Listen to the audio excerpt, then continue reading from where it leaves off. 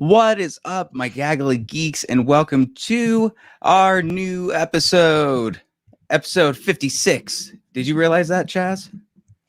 No, I thought it was 58. I'm not gonna lie, I thought it was more than 56. Man. Well, we have a lot to talk about with episode 8 of Wandavision. Plus, we had some trolling from Spider-Man 3 and breaking news about a new possible Superman film. That's the stories I've got. I'm excited to see what Chaz wants to say about WandaVision. Do we just start the episode like that? Just give the people what they want? You know, what's he's into it? Let me ask you this. Okay. How's your Friday going, man? Stressful AF, Chaz. How was yours? You know, dude, it's been clusterfucked, to say the least. This whole week has just been like... Oh, yeah? How come? Just work-related stuff. It's crazy. I don't like it when it makes me feel like this way, but here we are. Tell us one secret that your company would never, ever want you to say. Absolutely not. Okay, well, I think you're being reasonable. Oh, well. Yeah, man, it's just the same old grind of just the weirdness of COVID and waiting for our stimmies. Yeah, I haven't even looked into the stimmies yet. I want my stimmy. I get breaking news stuff on my phone, but I just quickly dismiss it. You know, I know it's not as breaking as the last guy who every day was like the apocalypse. So, mm-hmm. What have you thought about the trending newses on Twitter as far as film and stuff goes this week? Anything that stuck out to you in particular? You know, this was kind of a weird one, but last night somebody was talking about an actor that Denis Villeneuve fired or kicked off or just worked with, right? Mm-hmm. And this other guy responded and was like, "Oh, well, it's Jared Leto." And it was this whole weird film Twitter discourse that I was just constantly being tagged in, not really engaging with. And I'm like, why? Yeah, this is weird. This is a weird take. But then this guy was like, well, your reasoning just sucks. Trying to bash this other dude. I was just like, oh, this is the film Twitter. I found a section of it out of nowhere. Film Twitter is it's the worst. It really is. I hate Twitter. I hate Twitter so much. I even I've gotten to the point where I even hate the positive stuff too. It's really? like, you think you're so happy, you know? Oh, dude. I'm jealous of the happy tweets. I'm angry about the grumpy tweets. I'm not satisfied.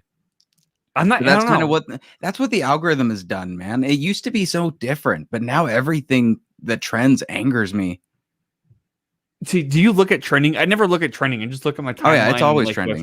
Was this week Joker Jesus?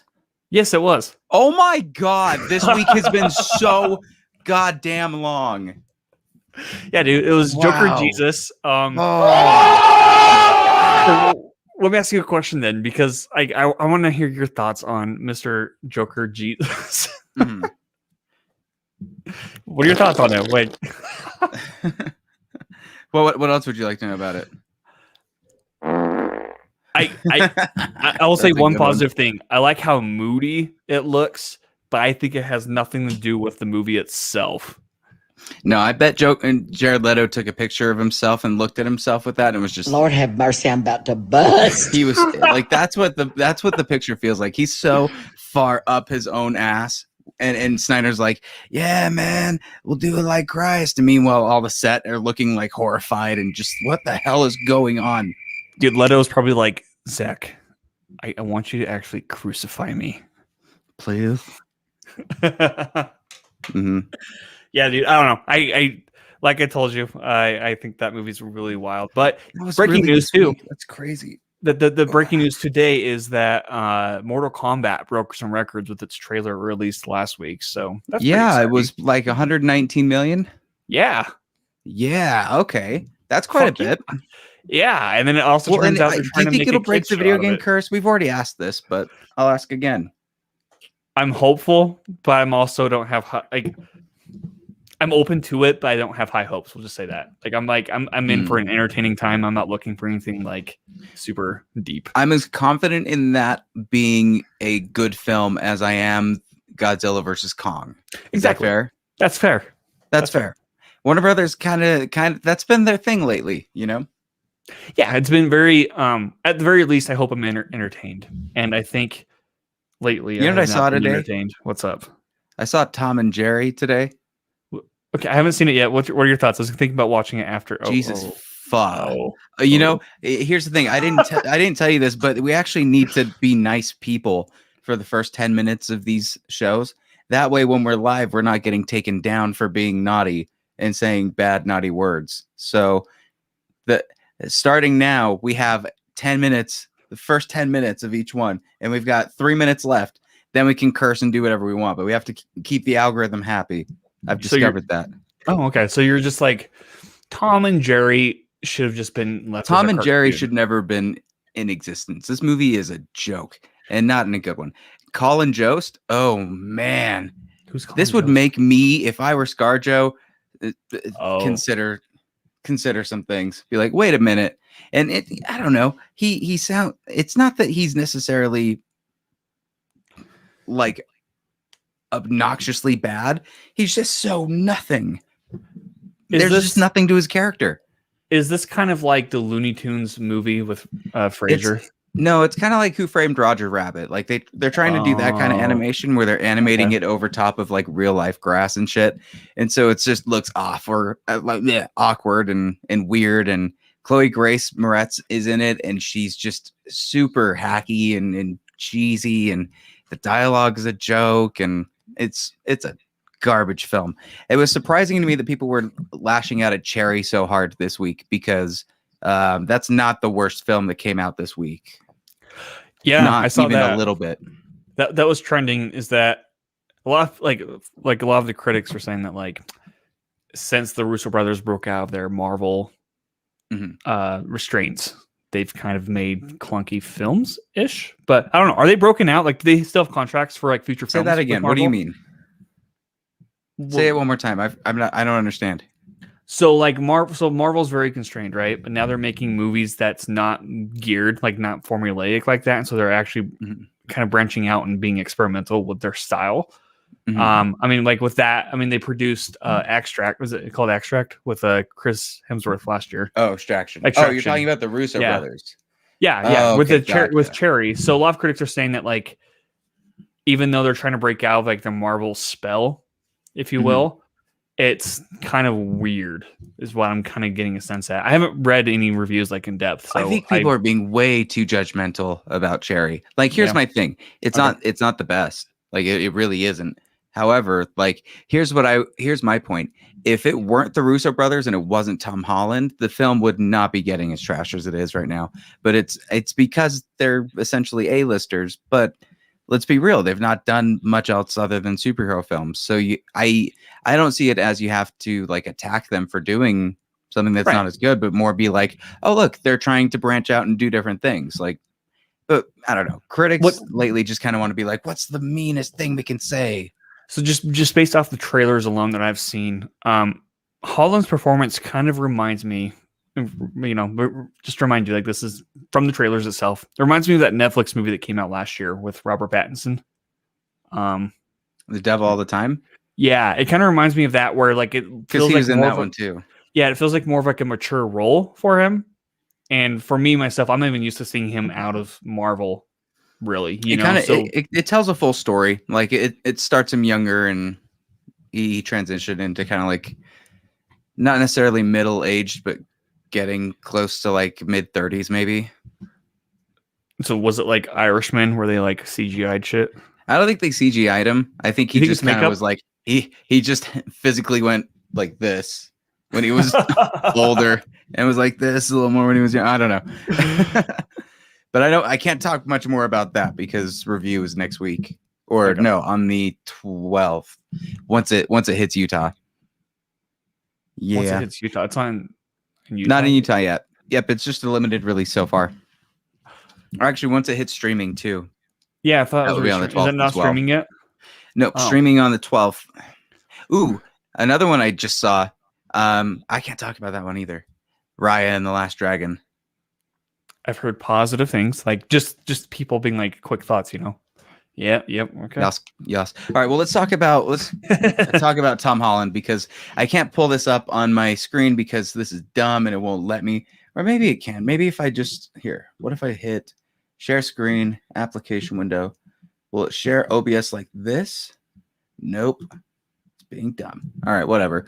So Spider-Man 3, we're trolling everybody. Zendaya, all the leads, and they gave separate different titles for what Spider-Man 3 was going to be called. There's Spider-Man Phone Home, Spider-Man Homewrecker, and Spider-Man Home Slice. So that trended for about 12 hours on Twitter, and everybody was kind of like, all right, now they're getting to us. Chaz, did you think this was fun, or was this kind of like just give me the title? I thought it was fun, but I don't think the other titles that were given were necessarily wrong, because this is, the multiverse is what they're rumored. Nobody's like for sure, confirmed, but I wonder if each title is going to be a different Spider-Man, like relating to a different version of Spider-Man. So I don't think it's necessarily wrong in that sense. Yeah, I'm for it, man. And I think the final reveal is really fun, because during the tease, Tom Holland went on, was it Jimmy Fallon or something? It was like a talk show, and everybody was tuning in thinking he dropped the title, and nobody tuned in, or he didn't drop the title. So the way they revealed it, though, I thought was really kind of fun and quirky as well. Would it be weird to speculate wildly on the color scheme of each title that they put out? Ooh, hold on, I gotta pull those up then. Because I would think the Spider-Man Phone Home, which is a yellow and green, is representing the fact that Jamie Foxx is coming back as Electro, and those are Electro's actual not the blue electricity that he had in the other situation. And then Zendaya's is kind of like a purple hue, and I want to say yellow, but it could be kind of a greenish, which that feels like it could be some Hobgoblin stuff. Sorry, I'm trying to pull them up. I don't know. I'm curious, because I think let me make sure I pull these up. But in any case, we did end up getting the actual title, which is officially Spider-Man No Way Home. So what did you think about that actual title, No Way Home? I think that's more in line with like what the other titles have been. Far From Home, No Way Home, Homecoming, right? Do you think it's referencing not just the fact that he's kind of on the run now, but maybe people are stuck in his universe or something like that? Yeah, dude. Like I really maybe he's gonna be stuck in somebody else's, and there's no way home because something goes wrong with Doctor Strange. What? X-Files, right? Doctor Strange is gonna be everywhere. He's gonna be the new Iron Man. Just watch. Mm-hmm. He's gonna show up every time and be like, "How do you get a job here, there fuckface?" That's his role for every film. Like he shows up for WandaVision and just, "How do you get a job here, there fuckface?" I love it so much. I feel that you and I are cut from the same cloth. You know what? I take that back. We're not. You're a whore. We're gonna have some of that stuff. That is your hint that the naughty clock is on now. So let me ask you, might sound gross. Shouldn't say it like that. Let me ask you a question then. What? Which Spider-Man do you think relates to Phone Home? Spider-Man Phone Home. I don't know. No idea with that. That could be still them trying to get back home. Or do you think that it's going to be because I don't know. Is it all but confirmed Tom Holland and Andrew Garfield and Tobey Maguire are in this? There's a lot of speculation, especially okay. This is going on Reddit stuff, right? But like, Andrew Garfield was in Atlanta apparently, and ordered pizza and shit. Well, yeah, it's like if we're gonna go on your take, where like the Green Spider-Man's like the Green Goblin or the Hobgoblin or whatever. Let's say that's Tobey Dane Maguire. DeHaan is going to be in this. Okay, so let's say that's like Phone Home, right? Let's say that's like Tobey Maguire's little verse. Then what's like Homewrecker? Who's the better looking one out of all these people besides Tom Holland, right? Let's say Andrew Garfield. Let's say Andrew Garfield's character, right? Like Homewrecker, you get it? Home Slice, Miles Morales. Like, dude, I think each of these are gonna be different universes. They're gonna be visiting, and maybe even like, I got a phone home, or like, what's up, home slice, or I read a I'm a conspiracy homewrecker. theory about Miles Morales. As far as like every Spider-Man universe, when he shows up, he's kind of an omen that Peter Parker's going to die soon. Dude. So like what? the minute that Peter Parker in a universe sees a Miles Morales, he knows that his days are kind of numbered. He's like, oh shoot, he's now involved. That's kind of true for the Spider-Verse. No, I love conspiracy theories like that, especially when they kind of make sense. Mm-hmm. But let's move to the next story, which is the J.J. Abrams is rebooting officially Superman, and is it really that's upsetting? I suppose I have no idea if it is. Honestly, here's my I don't know. We're gonna have a lot to say about this, because not only are they going for a new Superman, but they're looking specifically for a actor of color to play Superman. So this is a complete change to what we've seen with any other Superman iteration, and it's except for in the comics, I believe that there have been black Supermen, but so far as Man of Steel sequels or anything with Henry Cavill, honestly, I still don't think we know for sure. Like, there is the possibility that he could be in this Flash film along with Ben Affleck's Batman to get their like sayonaras or something. It seems like Flash is like we're gonna sayonara all of the people we don't want, and then we're gonna flash into Battinson and all of this stuff. So first, where do you think they're trying to go with J.J. Abrams' universe, like a new Justice League or like a solo Batman trilogy? And do you think Cavill is out? I think Cavill's out, and I think they're going the Batman route. Like, not Reeves. Out. Here's my issue with that, though. Okay. Yeah, no, here's my issue. Superman just sucks. Like, he's my least favorite superhero. I'm like, of all people, when not done right, he sucks. But I do enjoy him when he's done right. Right, and I don't think Henry Cavill is a bad Superman either. I think he's actually a very fine Superman. I think he is. He's a bad. Here's why he's bad. Okay, he's bad because he's been told to act bad in this.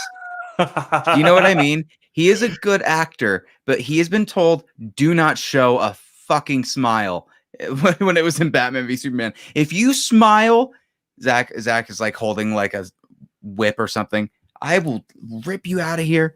And so he just hasn't smiled. He hasn't really shown any fun. Like there's like a little bit of, oh, I love you, Mom, in Man of Steel with like big smiles like that. But we really haven't seen like the friend Superman. Do you know what I mean? Yeah. The Superman that's a friend to people and not just like this weird god creature that keeps doing this when he's flying down and everybody's like, we get it. You're doing a Christ thing. And he's like, I know, but still, it's a metaphor. Do you get it? I hope if they do a different, give him a chance with someone else. Oh, if they do a different take on this, yeah. If they go that route with Matt Reeves, where they're trying to reboot it, kind of like a new origin or whatever, A long time ago, they talked about Chris McQuarrie doing a Superman film with Henry Cavill that I thought would be so interesting and fun to do. Dude, I love Chris. With his practical effects and action scenes mixed with what Superman's powers are kind of at with Zack Snyder's. Because let's be honest, Zack Snyder did raise the bar as far as power level for all these characters, and I like that. I think that's really fun to see. Like, it's not just this Batman is Bane in a way, like he just knocks everyone out. Or this Superman, one punch could go through 5 walls.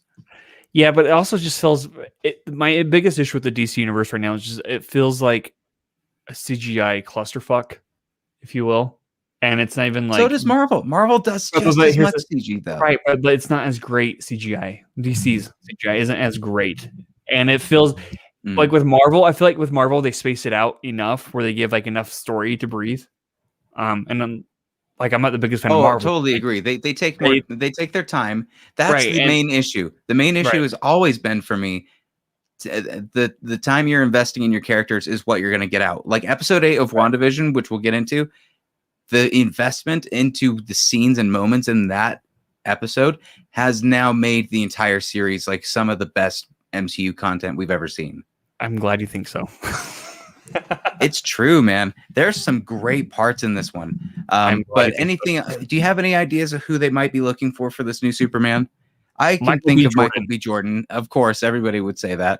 Natalie, I know, is not a Superman fan, but if Michael B. Jordan turned out to be Superman, she would kick over every box office booth, pay for every ticket, and go nonstop on a loop. We'll see if she comes up for that one. She would leave me in a heartbeat for Michael B. Jordan, and I'm okay with that. You're like, I get it. It happens. Yeah. Yeah, no, I have that same mindset. I'm like, well, if they're better looking than me, I'm like, I get it. They're probably a douche, but I get it. Not saying Michael B. Jordan's a douche, but like, I get it. Oh, you think Michael B. Jordan's a douche, Chaz? Say No, more about that. Say more. No, it's okay. I said, I don't think that. I'm just saying, like, if they were better looking than I, my first instinct would be like, what a douche, because, jealousy. Here's my thing, though. I do have something to say about Michael B. Jordan. He likes to vogue a lot. What do you mean? He's a face actor. You know what I mean? Is he, though? Yeah. That's not a bad thing. He just is. Was he like that in Fruitvale Station? Yeah, sure. Come on. We need some like Nat song to like coax her out or something. We'll find it. Do the Jeopardy song. I don't know. I'm curious if they'd go with that. I wonder too if they'd have the same origin story as Superman, or if they would spice it up even more. Because, like, the biggest issue with like Batman versus Superman, for example, is they showed. I hope they don't give us an origin. Right. I don't want the origin. Treat us with more respect. We all know it. Like kind of like Spider-Man did, where we already know Superman the backstory. 5 years into it. Yeah. And Let's do Superman 5 years. 5 years is plenty of time for him to be snapping necks that we don't need to know about and figuring out how to like hone his powers and be nice and stuff. Is that we're gonna get our stuff? Is that what Pattinson's Batman's doing too? I think it's like 2 or 3 years. So yeah, it's after. Okay. So I'm okay with a little further of a jump. Okay. Yeah. I'm curious about it. I will say I'm curious about it, but like I'm not excited, and I kind of rolled my eyes when I heard the news. I was like, why do we have to keep reviving stories after? Like, dude, it's only been 10 years since the last Superman film. Like, we're getting one this fucking year. Like, why do we need a revamp already? I don't know. Well, people have been clamoring for a Superman film for a long time for another one. Like, everybody's wanted Man of Steel 2, but I think it's really been hinged upon Henry Cavill being Superman. So I'm interested to see what the response is going to be moving forward as casting announcements come in. We start to find out more about what the movie's going to be about, or if Cavill's even involved. I know they keep posting that there's stuff with him wanting to show up in things, and Shazam 2, like I've heard that he might be in that, or possibly in Black Adam. Like, there are places he can be, but I don't know. It could just be that this Superman isn't connected to anything and is just like the Batman and is just doing its own thing. I'd be curious for that. Mm-hmm. Well, let's move over to our next, our Wandavision. It's time for Wandavision. We find out so much stuff, but before we do that, we got to put up our...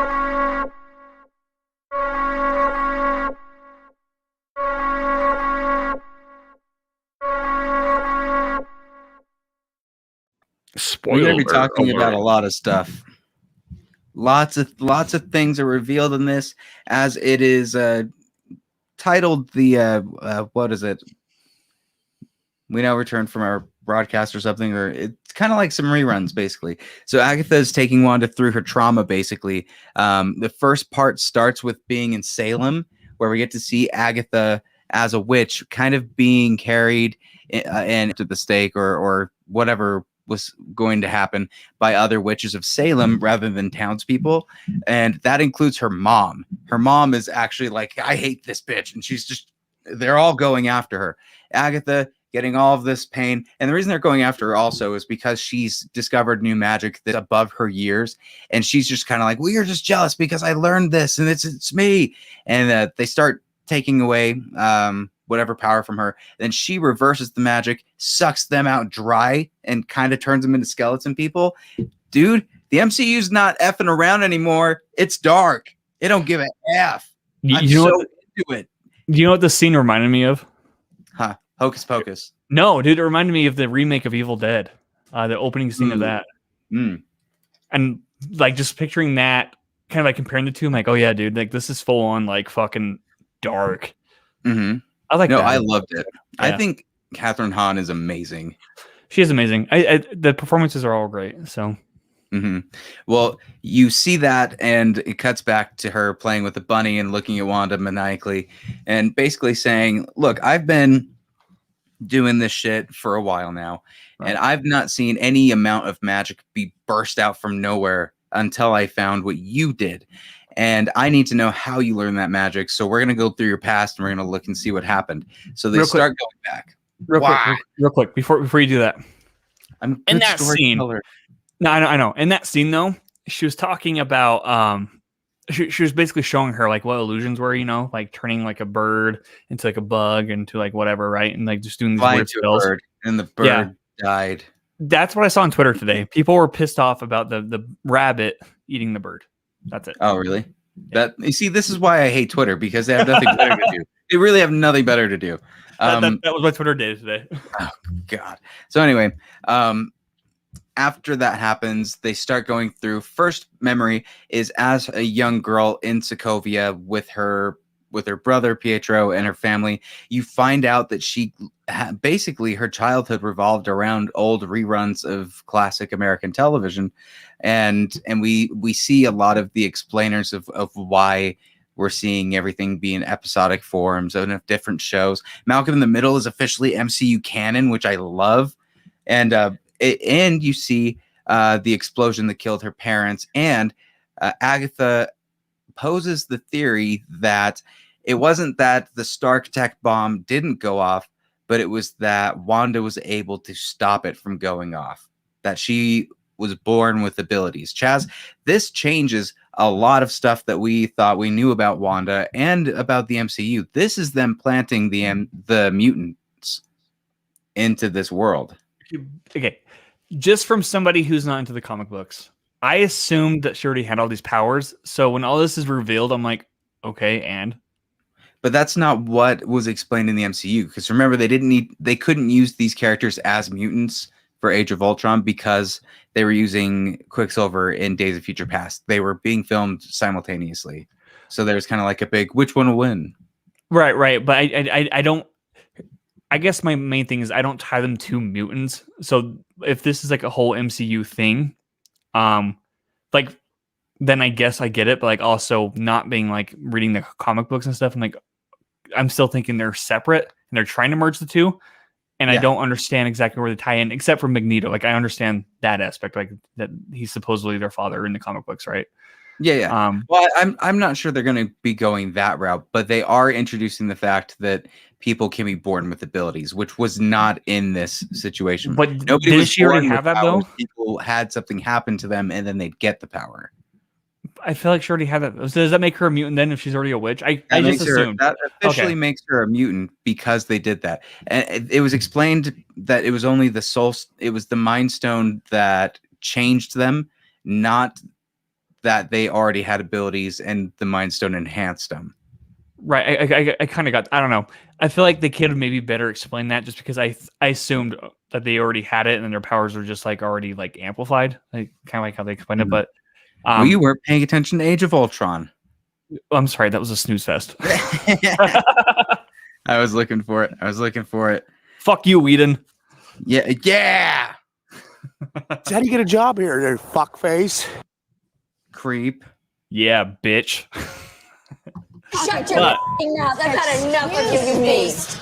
So just going forward, then I guess that makes sense knowing that backstory. I didn't know that though. So my perspective is just going to be a little bit different than like what you're telling me. So I appreciate this kind of backstory.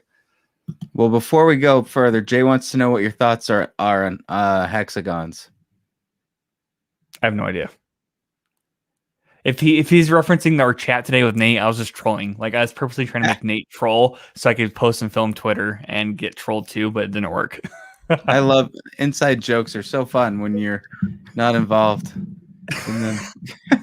You were in that chat. What are you talking about? I know, but it was a stressful day and I wasn't looking. Okay. Okay.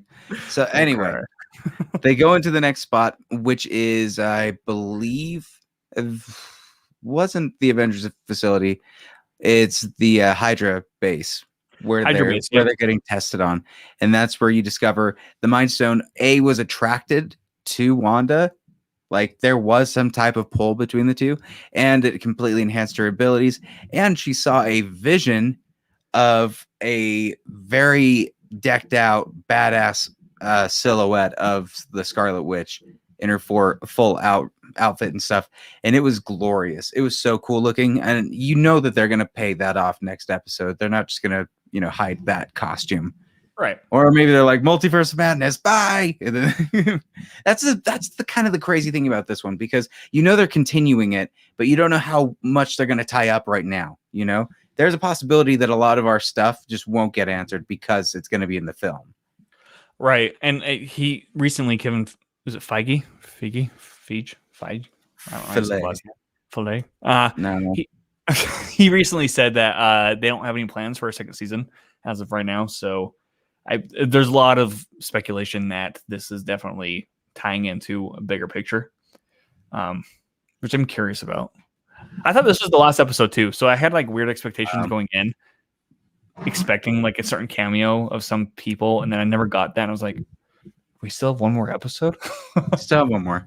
And we know who's going to show up with that at this point, I think. But there's apparently one more, maybe. Who do you think is going to show up then? Is it Doctor Strange? Everybody's speculating Doctor Strange, right?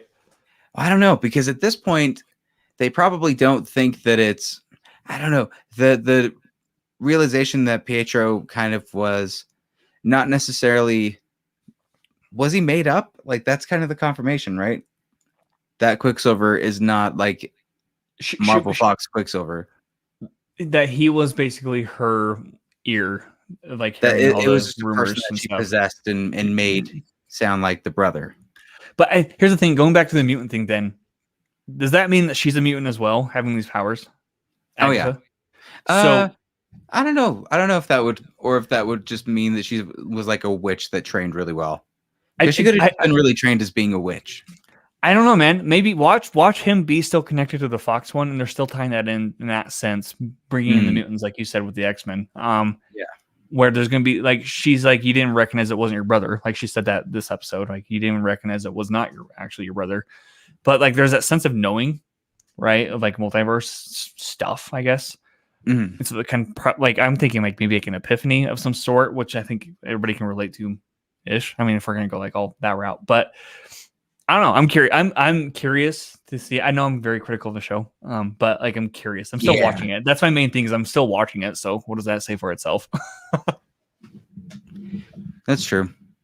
But I think where the story goes after this is it's going into probably the best part, at least for me, of this episode was going back to the Avengers compound and seeing this really, really well written and kind of beautiful scene between Vision and Scarlet Witch, where they're talking about grief, and he has a really good line. I need to find it, but I see you shaking your head, you son of no.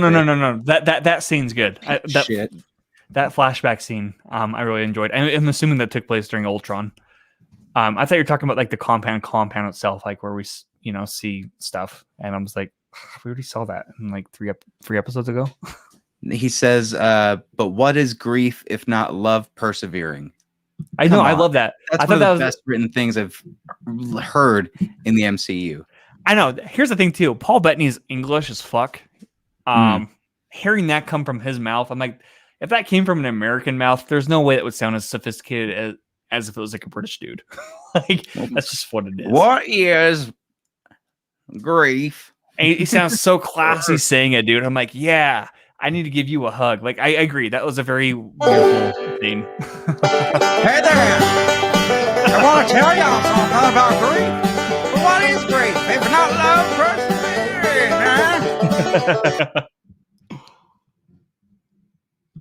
I think it's one of the best written parts of the whole episode, and you get to see a very important and needed moment between Wanda and Vision.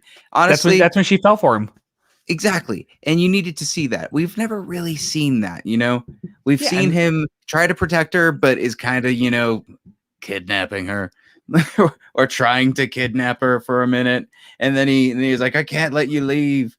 Like he did that stuff. And then suddenly after that in Infinity War, they're a honeymoon couple. There's so much steps between those two things. It did not work. It still worked for Infinity War, but you need this to pay off whatever they're building with Wanda, and you need to see the pain, because they do pay off this moment already a little bit when they cut to what she did after Endgame, when she finally goes. Like I said, they would go back to Chaz. There's no reason to, because we already fucking saw it. No, you saw it, but you didn't have the correct context. Do we need context? Absolutely, for this one. That she created him? Was. That she created him and she didn't steal him from the compound. Okay, fine. So the whole reason for them going after her makes no sense anymore. I know. That's what I'm saying. That's a huge reveal. That's a plot hole. That's a plot hole. It's not a plot hole. That's a reveal. Why would he keep going after her then? It's like Tenet, asshole. It's Tenet's horribly written. Hold on. Tenet is horribly written. It's the Prestige. It's the goddamn Prestige. It's this is no Prestige moment, dude. You just didn't see it in the right context. We already knew that she's going to. We already know she went to the compound. I don't think we needed to see her go back to the compound. I think they could have revealed that in a bigger mindfuck way. I was not mindfucked. I was just like, oh, okay. That was my initial ridiculous. thought. You're fucking I'm not ridiculous. ridiculous. Here's man. why. Here's why. Because you're not even letting me break this down. You know, the minute I break this scene down, okay, I'm going to break you down. How about that? Okay. Ooh, hold on. I got to take a drink for this. Continue. So she shows up because she is in his basically in his will to be buried, right? And so she's showing up to pick up the body. She meets the director, who basically does not brace her for anything at all. It's like, look out there. And then she looks out the window and sees dismembered Vision. And she goes and she bursts through the glass. He says the reason he's doing it is ethically because he doesn't want to make a weapon. He doesn't want this thing to be weaponized, which makes him more of a scumbag at the end of this. But he sees her break the glass. She goes down and goes up to him, feels his the part where the gem's gone, and says, "I can't feel you, dude." That broke me. It was so hard to see. And then right after that moment, but he's in parts. What do you expect? I know, but like, you remember the line in Infinity War, right? No. So this is a callback to a line that they had at the beginning of Infinity War, when Vision's starting to get like the pains because people are coming after the stone. Right. And he's like, "Tell me, what do you feel?" And then she does it and she's like, "I just feel you." And then at the end, when she's having to kill Vision, and he's like, "Don't worry, you could never hurt me. I just feel you." And then he dies. Okay, so I guess that's for the hard. She goes and does that, and she says, "I don't feel you." Oh my god, it's so brutal, dude. They hurt. Okay. So she does that. "I can't feel you." She leaves. She heads to this Westview place, which I gotta be honest, like, Wanda did that place a favor. Like, can we be real? That place looked junk as shit. She made that place mesmerizing, and maybe those people should have been, maybe some of them got an exercise regimen that they didn't have before, or maybe I don't know. I think she did a good thing. # Wanda did nothing wrong. No? No. Okay. All right. Thanks for the support. Does this confirm that she's still controlling everything? Like, this wasn't planned by anybody. Like, this is all on her, right? Well, she gets to a plot of land where she comes out and she opens up this letter that's from Vision, basically the deed to this place, with a thing saying that they're going to live there forever, basically. And of course, it just breaks her completely. And it's one of the best acting by Elizabeth Olsen. She needs to be nominated for stuff for this show. She's been incredible from episode 1. And then she just bursts through with this energy, builds the house, another huge burst, wipes the entire town, changes everyone. So that's confirming that this is all her, right? She's doing all of this. And then she creates a new Vision. She's able to create a new Vision. So this is a actual Vision. He exists again, but it's not the Vision that she had. It's a new one, which is why he can't remember anything. Okay. I know. Right? That's pretty dope. That's pretty fucking cool. Like this isn't really how anybody thought it would go. Like maybe bits and pieces, but the way that they built this is really well done. The payoffs are great. I don't know if I don't know because like I mean the way they're revealing it is cool. Yeah, like that reveal is cool. But like the scenes before that kind of undo a lot of that. Like it's like a slow climax to that. See the backbend she was doing when she was creating them. I was like, oh, whoa! I did see that. Dude, I did like that scene. This episode is visually beautiful. I mean, there's like a lot of cool screenshots you can take. Like, I mean, like there's that. The performances are great. It's just like a lot of small moments where I wish there was more impact for those bigger payoffs. But like you said with that, you know, I can't feel you. If you're not a hardcore fan or you don't remember that at all, like if you're just watching the show casually, like that's not gonna really click. And I feel like nobody that the MCU cares about are casual watchers. That's what. Okay, this is where it fails though. Is that it doesn't invite new viewers in. This is specifically for hardcore fans, which is fine. It does enough. No, dude. If it really did, it would have like flashbacks and stuff. It didn't have any flashbacks for those amounts. How many times have they shown Aaron Taylor Johnson at the previously on episodes? Okay, those are all flashbacks. But what I'm talking about, like the scenes, like with I feel you. This episode I always feel you, dude. That would have been more of an emotional payoff if they showed flashbacks who those moments specifically. And this episode, right, where it's like true trauma and stuff, to really do the impact where like new viewers could be like, oh my god. Like she is so grieved by this. You know what I mean? Mm-hmm. No, I don't. Because a lot of people saw Avengers Infinity War and they would know the reference. Well, I saw that. It was boring. I think Endgame was a lot better film. I also trust that if you're going into something called WandaVision, that you're going to want to do some research about the two characters before watching it. Well, here's the thing. I've watched all the films. I've watched I went and saw The Dark Knight Rises, and I don't know who the hell Harvey Dent is. This is stupid nonsense. They don't explain anything. That's not the same thing. You're in The Dark Knight Rises. You need to watch the previous two. They're losing their audience when they're. I don't know why you're an old person in my voice. Because here's the thing too. Okay, how many movies and how many series has happened between then? That we're 8 episodes in now, right? This is 8 episodes in between Endgame and Infinity War. There's Endgame, which is a 2.5 hour. Hold on. There's Endgame, which is a 2.5 hour movie, right? And then they do have that last scene with each other in that movie.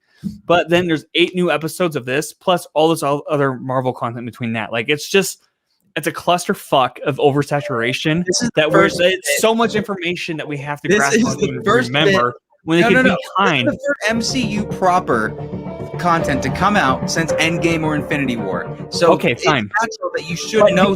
That's but each episode's like an hour long, right? So an hour long. Hold on. Let's say that like the first 2 episodes is like 60 minutes. Okay, that's 2. Then the 2 and 4.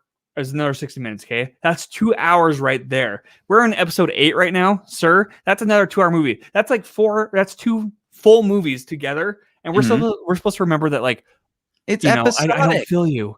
It doesn't fucking matter if it's episodic, dude. It's not inviting It's not inviting to new viewers. That's what I'm saying. It's not inviting to casual viewers. That's a turn off. It's starting in WandaVision, so we're all still getting only the beginning. But it's great that it's for hardcore fans, but it's not inviting to. This is our origin of the Scarlet Witch. We've had Wanda. We've not had the Scarlet Witch yet. Right, and I actually had to do research because, like, you know, Agatha says you're the Scarlet Witch, and I had to do research. I'm like, okay, do we know who this is? Okay. So she does her flashback with swords, seeing all that stuff, blows up the house, makes the things, and from there, Agatha wakes everything up. Wanda hears her kids screaming, comes outside, sees Agatha with both kids chained, and she's up in the air holding them like freaking dogs. And we know she's not good with dogs. She'll kill a dog. And it's just like, I know how to unlock your true potential now. And I know that you have the ability to generate life, basically, like that she can create life. You are the Scarlet Witch. Right. There you go. Okay. That was the intro. Right. So that reveal, I'm like, okay, I feel like I've heard that name before, but I don't know if it was ever, explicitly said in a movie. So doing research, I of course it pulls up WandaVision, but like it's her thing. Like that's her superhero name. is Scarlet Witch. Like that's basically like, hey, you're Peter Parker. You know, like let's say Wanda's like a Peter Parker, but when they say you're Spider-Man, that's a whole new meaning than Peter Parker. This is the same thing with Wanda and Scarlet Witch. So I appreciated that, and I think that reveal was cool. Like I really liked that reveal. But all the stuff before that, dude, it's not. This whole series is not inviting to casual viewers. That's what it is. How dare you? I know. I'm sorry, but and you're not even a casual viewer, man. You've seen all of the MCU films, have you not? Yeah, I have, but I'm not a fan of them. I'm not engaged in them. That's the difference. This is for hardcore fans. This is what I'm saying. This is for hardcore fans. Wow. No, it's not for hardcore fans. It's not for hardcore fans. It's engaging enough to keep continuing, but it's not engaging enough to remember every fucking It's not even a one-liner. It's not even like it's an integral like both lines you said are fucking one-liners from two separate movies. I'm gonna take you from two separate movies. Like you said Age of Ultron. Did you say it was from Age of Ultron and Infinity War, or was it from Infinity War and Endgame? Infinity War. Just Infinity War? Yeah, dude. That was fucking one line. That was like one moment between them, and then a 2.5 hour movie happened before that, and then like it's the only moment 4 hours of movies have happened before that. Like, dude, how dare you? I know. That's a lot of information. Here's the thing. I appreciate it. If I was like into this, I would definitely appreciate it more. I'm not saying it's bad.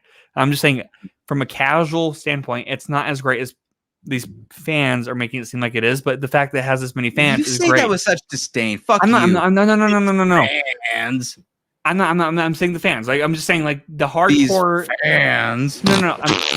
I'm just saying the hardcore fan. I'm glad that there's this. I'm still watching it. I'm still like, continuing watching it. I'm going to see the next movies to follow. Like I'm in the universe, but I'm not like in the universe. You know what I mean? Hipster. I'm a fly on the wall is what I am. I'm like the fly in Breaking Bad. Somehow a gatekeeper and not a fan at all. How am I a gatekeeper? You're somehow a gatekeeper and not a fan of the content at the same time. How am I a gatekeeper? You don't like the content, but you can't let anyone else like the content either. No. I'm just pointing out the obvious flaws of the content. That's not a gatekeeper. I accuse you. I'm huh? Okay, that's fine. You, and I'm excited that I just got some energy out of you. That was good. What else can I accuse you of? Gatekeeper. I've been a gatekeeper, motherfucker. The only bit of news that you dropped was Denis Villeneuve, and you didn't talk about anything. Oh, well, I don't know where that came. I actually don't know where that came from. So you just made it up? No, I was on Twitter and it somehow came up. But I was watching. Then that conversation on Twitter made me watch like the Hollywood Reporter roundtable that they do. And it had Patty Jenkins on it, and Angelina Jolie, had Guillermo del Toro, and it had another guy on it. Plus, how did you say his name? Guillermo? I don't know. I'm butchering it. I know. I call it Del Toro for short because like everybody knows who that fucking is. But did you just say Del Taco, Chaz? That's so offensive. You can't say things like that unless you talk about Benicio. But they're both great. Guillermo del Toro. Right, but I watched the whole thing, and I don't know. It was just like a random before I go to sleep at like 11:30 at night kind of video. It was an hour long. What else have you watched this week? I've been watching The Expanse, man. I haven't been watching a lot of movies. Oh, okay. I watched there's a Mormon documentary that's going to drop on Netflix soon. Ooh, I want to watch that. I watched yesterday, I believe. Are you allowed to say how it was, or here's what I'll say.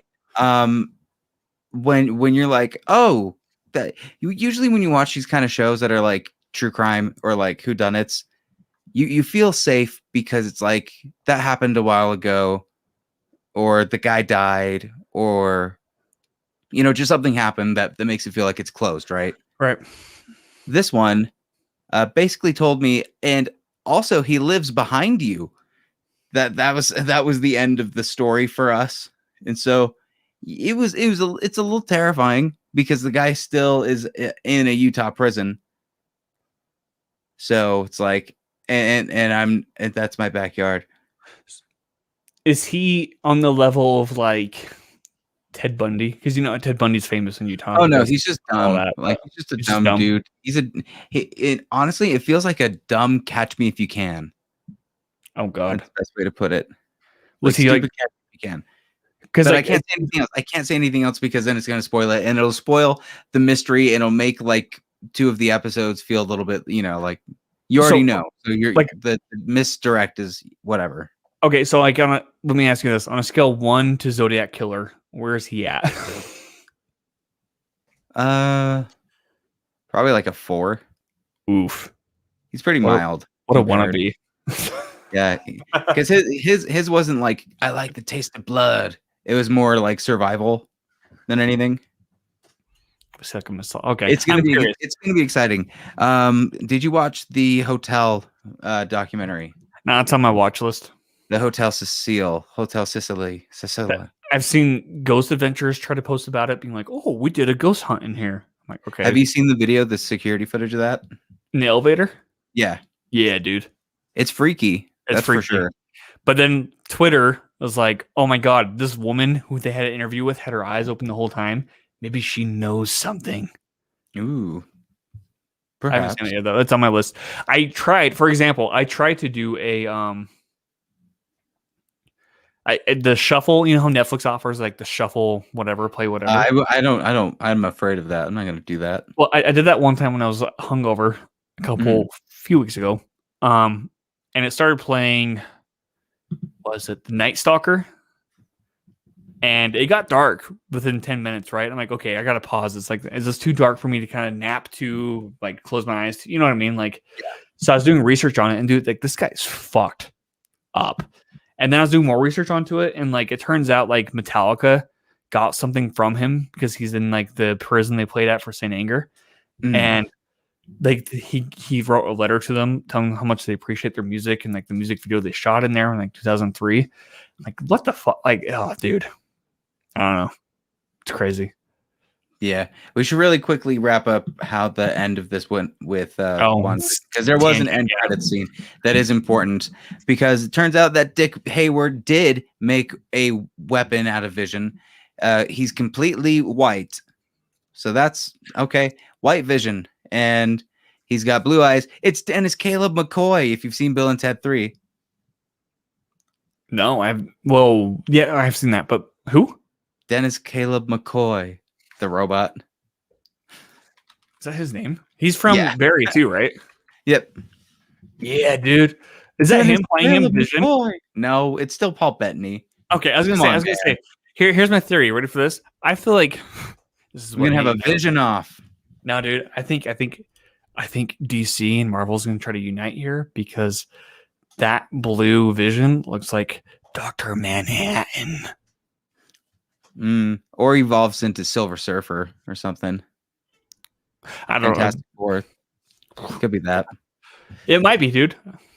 So they're gonna at least have to do a few payoffs. First, we're gonna have the conclusion of Wanda's kids. Like, she's gonna have to come to the conclusion that they're not real and that they were made up by Agatha. How dark would it be if she killed them herself? I know, right? Well, they're not real though. I think that's the thing. She didn't create those ones. They just showed up, didn't they? If they're there struggling, like, Mom, help me, you know, like how they were kind of at the end of this episode. Which, isn't that more fucked up? Can we talk about her not real?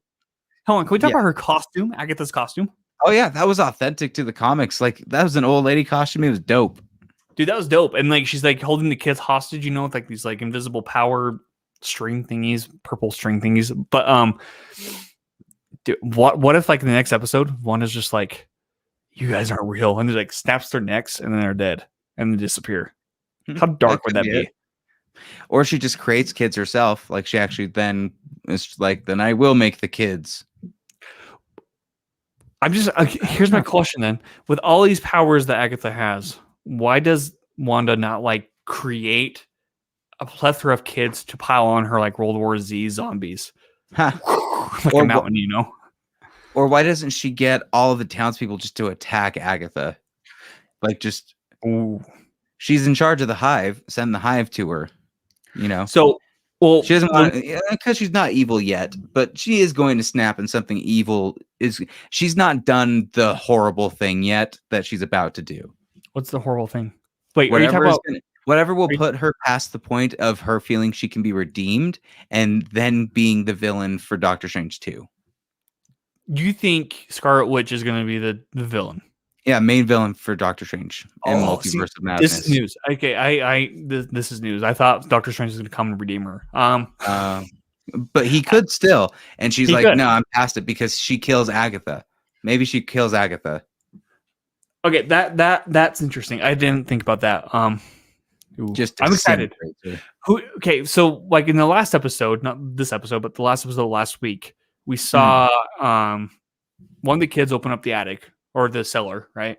And it reveals like this kind of portal-like thing.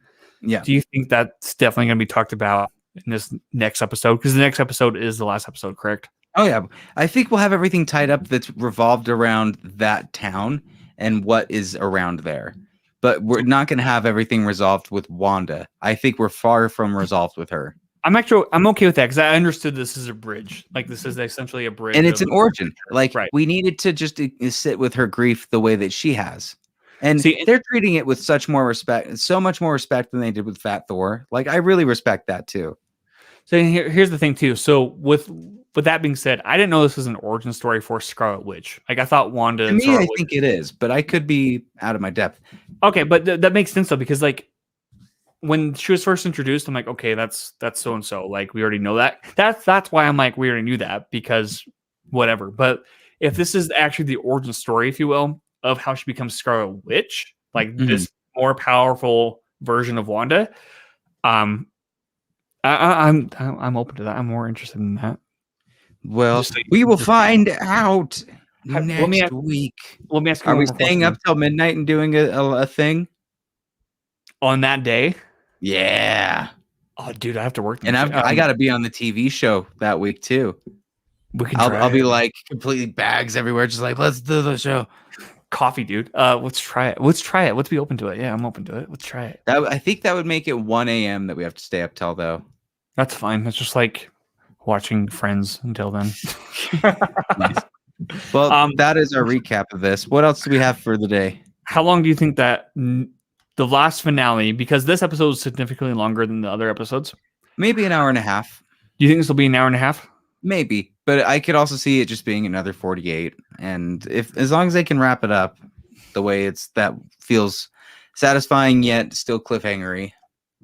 Because I'm kind of just so you know, a little bit disappointed because last episode was kind of like Malcolm in the Middle, which is referenced in this episode, which I thought. No, last episode was Modern Family in the Office. Modern Family, okay. Was Malcolm in the Middle, which was referenced in this episode. But do you think they're going to continue with that, or do you think they're going to break? Because this episode didn't really touch on that sitcom formula. Do you think they're going to? They're not sitcom anymore. I think now they've mended into full on dead serious. Okay, so 2010s or the 2000s to 2010 was basically the cutoff point of the sitcoms. Mm-hmm. Cool. Yep. Well, Jay is in, and you're in, and I'm in, and that is the end of the show. Thank you guys so much, as always, for checking us out. You can find me on the Patch Beatty Reviews site and doing all the reviews that we do. You know, we hustle. You hustle a lot, man. You've been doing a great job. Hustle. And Chaz hustles with Over and Under Artists Exposed. Sort of, yeah. I have a new episode with Jim Stevens. Check that out. Fun fact, he has a funny story about Philip Seymour Hoffman. So, ooh. Yeah, dude. We have merchandise, too. We have a new shirt for button mashing with Nate's Legend. I think it's pretty dope looking. But that is all for this one. And life is short, people. Love the people you love and gaggle on.